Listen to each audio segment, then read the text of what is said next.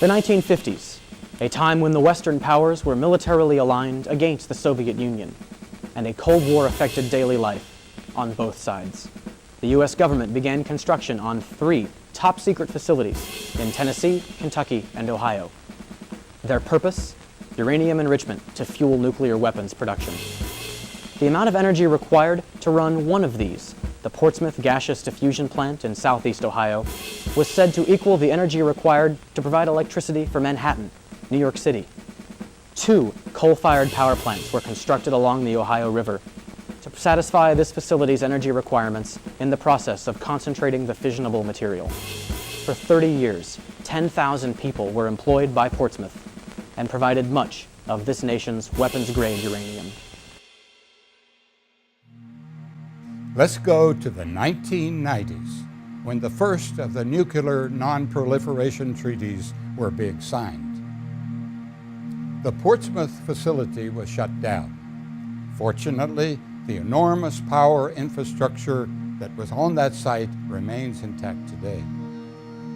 Well, today, the process of decontamination has begun, and the site is being repurposed for other industrial uses.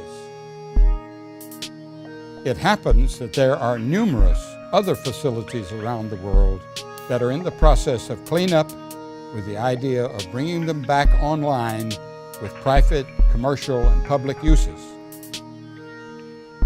Ohio University researchers have studied these sites and think there are real opportunities here. Among them is the idea that they may be converted into electrical power production facilities. How might this be done? Using the Ohio facility as an example, the first step would be to convert this enormous space into a solar farm. The Portsmouth site totals some 3,700 acres. That's about 15 square kilometers in size. Were photovoltaic solar panels installed to cover some 600 or 1,000 acres, it is predicted that this facility will generate between 120 and 300 gigawatt hours of electricity annually, which is enough to keep a small city or a large industrial complex supplied with continuous power. Since this site is already connected to the Ohio River by high voltage power lines, it will be in a position to supply new and renewable energy onto the electrical grid. The Ohio researchers have 2 strategies of additional interest. The first of these is to find a way to make the photovoltaic panels more efficient, and the second one of these is to produce baseload energy. Baseload energy is the production of energy on a continuous stream 24 hours a day. And both of these approaches make use of space-based solar power. One strategy is to place mirror satellites in a low sun-synchronous orbit for the purpose of gathering sun's energy in space and focusing it into a beam of reflected sunlight. The goal is to extend the solar day of these terrestrial solar farms, and especially to meet electricity needs during the hours of peak demand.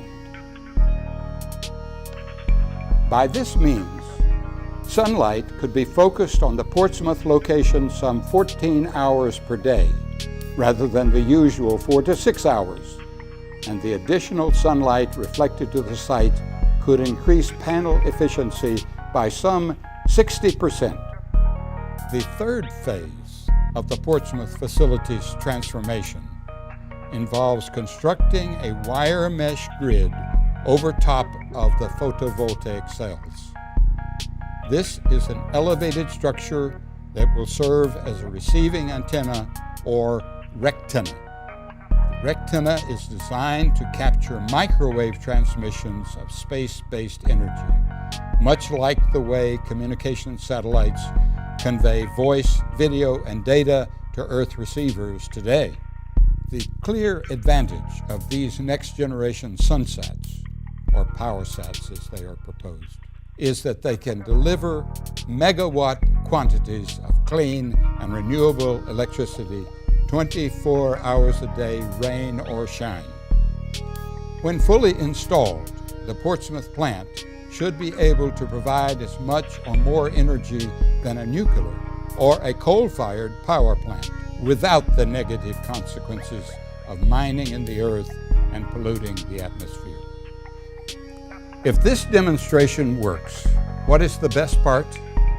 The best part is that this project could be applicable to tens, perhaps hundreds of sites around the world. Facilities that were once considered dangerous and unusable as a result of the nuclear era could be transformed into the production facilities for clean and renewable energy, producing new businesses, new industry, new jobs.